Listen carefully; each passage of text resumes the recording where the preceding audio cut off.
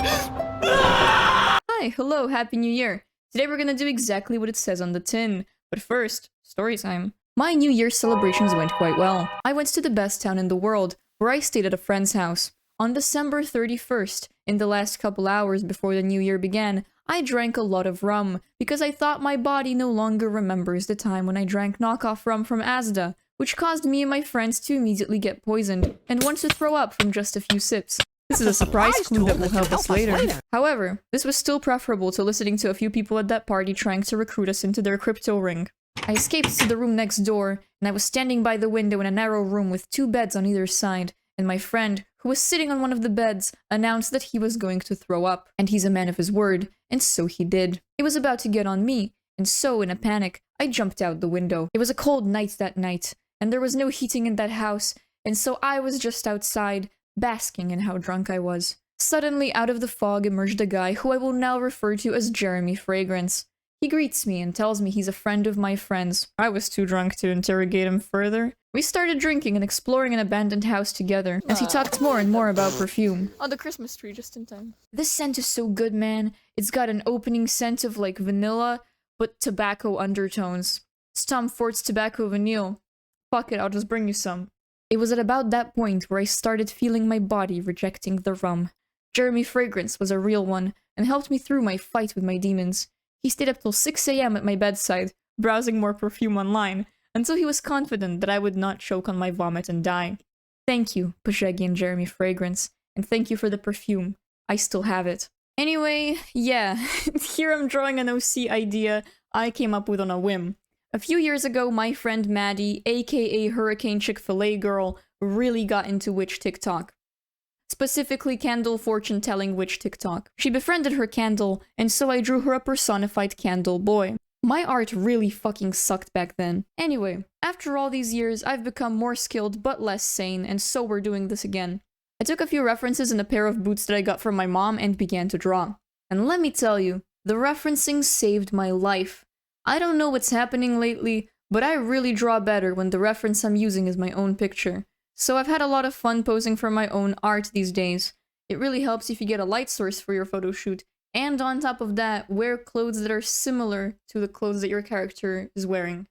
The character you're drawing. You get me. However, I didn't take a reference image of a candle, and so I went on Pinterest and did my research. It was very difficult to draw a candle person as well, with the implication that they're burning from the inside. There is only one psychopath online that I've seen make a candle person, and so I heavily referenced these images.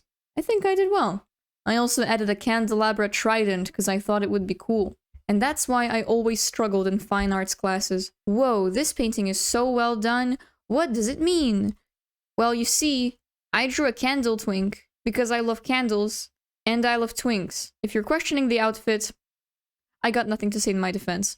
Then I wrote up some lore, and that was my first finished drawing that week. Then I drew a quick study of Lestat from Interview with the Vampire. Oh, how they butchered my boy! Don't get me started! The Vampire Chronicles books are genuinely insane, except those last few. We don't talk about those last few. I think that in the TV show format, they definitely had so much more time and material to portray the full extent of Lestat's manipulativeness and bitchiness. It was one of the best things about his relationship with Louis. The subtleness of everything, the extravagance, all of it created this tension that makes it so beloved by fans. But they took it all and they made it just straight up yaoi. I'm not saying the original film is perfect, mind you. We belong in hell. People mostly complain that Brad Pitt's acting was bad. I also think that. However, I'm not complaining. I'm simply admiring. Yes, your master is the devil! The original film is better, and I will die on this hill. I cannot wait to see how badly the TV show fucks up Book 4. It's fine. It's fine. Just let me sit in my corner and seethe. I may be critical of the plot, but I am not immune to Sam Reed. Your Honor, I'm a whore.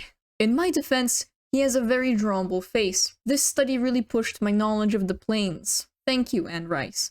The drawing could be better, but this is one of those cases where my criticism exceeds my skill, and so I will just leave it as is.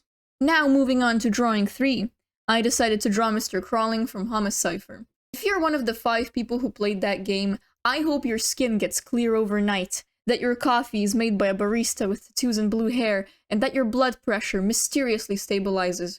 God bless this game.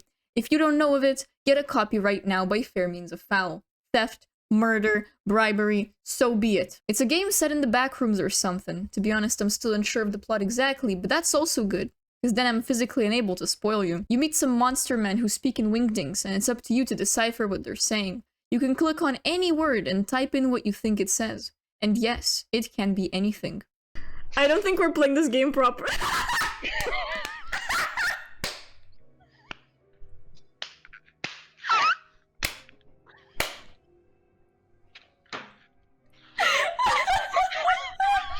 I need to stop crying for a second.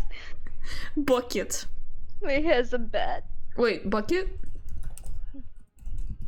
Huh. Maybe. Bucket.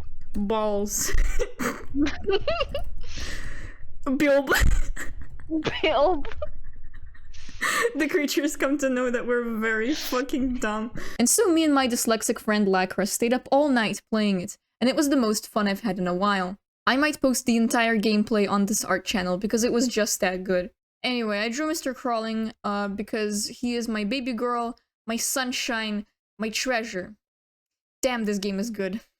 I wish men were real. Since I'm also a full-time student, I had exams the week before, and so I thought, why not write all my mnemonics and notes down in my sketchbook to actually have some cool text as a background or something.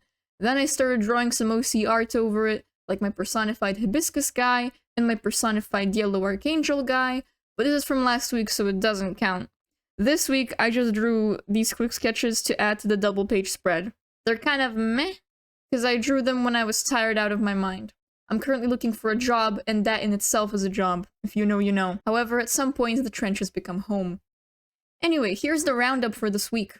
I arranged these on a scale of strongest to weakest in my personal opinion. I think that compared to my old art, the art I've made in the past 2 months has really improved, but there is still a ways to go. I think I need to actually study more anatomy and structure now to really push my skills, but we will burn that bridge when we get there. For now, I must leave you once more. It's getting warmer outside, and that means that spring forageables will start to sprout. So if you'll excuse me, I will climb out of my primordial cocoon and writhe my way into the forest floor in search of trinkets and treats. Goodbye. That. I collected some garlic mustard and some mint. One of the coolest things I've ever seen. The rainwater is pouring down. Dude, money spread. Look at that shit. Hell yeah. Hell yeah, the entire branch, yo. I don't know how I'm gonna get through. Wait. I'm gonna try, I don't know, to put down my fucking flowers. But, yeah.